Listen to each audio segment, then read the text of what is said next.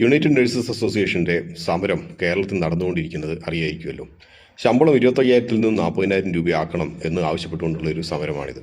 കഴിഞ്ഞ കുറേ ദിവസങ്ങളായിട്ട് ഈ സമരത്തെ തുടർന്ന് മിക്ക സ്വകാര്യ ആശുപത്രികളെയും പ്രവർത്തനം താറുമാറായി തടസ്സപ്പെട്ടു.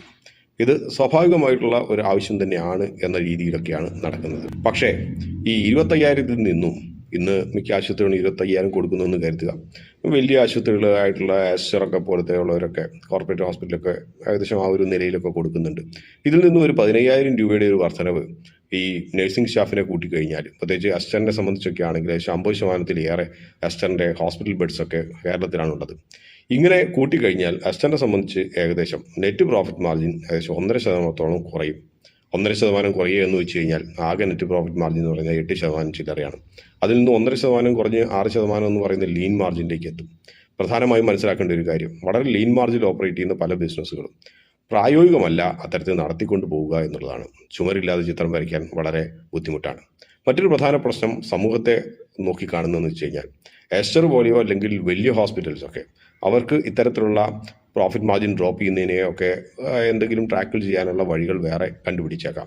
കാരണം ക്യാഷ് റിസർവ്സ് ഉണ്ടാകാം, ഇല്ലെങ്കിൽ ഡെറ്റ് ഫണ്ടഡ് ആയിട്ട് എന്തെങ്കിലുമൊക്കെ ചെയ്യാം. പക്ഷേ അതേസമയം നാട്ടിൻപുറങ്ങളിലുള്ള ചെറിയ ആശുപത്രികൾ ഇവയെല്ലാം എന്ത് ചെയ്യും?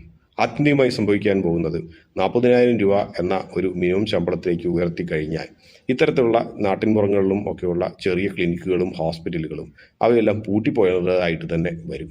ഇതിൻ്റെ ആത്യന്തികമായിട്ട് ഫലം അനുഭവിക്കുന്ന ആരാണ്? നാട്ടിൻപുറങ്ങളിലുള്ള അല്ലെങ്കിൽ വലിയ ഹോസ്പിറ്റൽസിൻ്റെ വലിയ സർവീസസ് അവൈൽ ചെയ്യാൻ മാത്രം പണമില്ലാത്ത സാധാരണക്കാർക്കാണ്. ഇതിനെ തുടർന്ന് എന്ത് സംഭവിക്കും? ചെറിയ ആശുപത്രികൾ പൂട്ടിപ്പോകുന്നതോട് കൂടിയിട്ട് നാട്ടിൻപുറങ്ങളിലുള്ളവർ വലിയ ആശുപത്രികളിലേക്ക് വരേണ്ടതായിട്ട് വരും. അപ്പോൾ പരോക്ഷമായി ഈ നടക്കുന്ന സമരം കൊണ്ട് ആത്യന്തികമായി ഗുണം ലഭിക്കുന്നത് വൻകിട ആശുപത്രികൾക്കാണ്. ആശുപത്രികൾ പറയുന്ന പ്രധാനപ്പെട്ട ഒരു പ്രശ്നം എന്ന് വെച്ച് കഴിഞ്ഞാൽ, വലിയ ആശുപത്രികളിൽ വരുന്ന മിക്ക നഴ്സുമാരും അവർ 2-3 വർഷം നിലനിന്നിട്ട് അതിനുശേഷം അവർ വിദേശങ്ങളിലേക്ക് ജോലി തേടി പോകുന്നു എന്നുള്ളതാണ്. അതായത് ഇവിടെ നിന്ന് ജോലി പഠിച്ചതിന് ശേഷം പ്രൊഡക്ടിവിറ്റി കൂടി വരുന്ന സമയങ്ങളിൽ അവർ രാജ്യം വിട്ടു പോകുന്നു.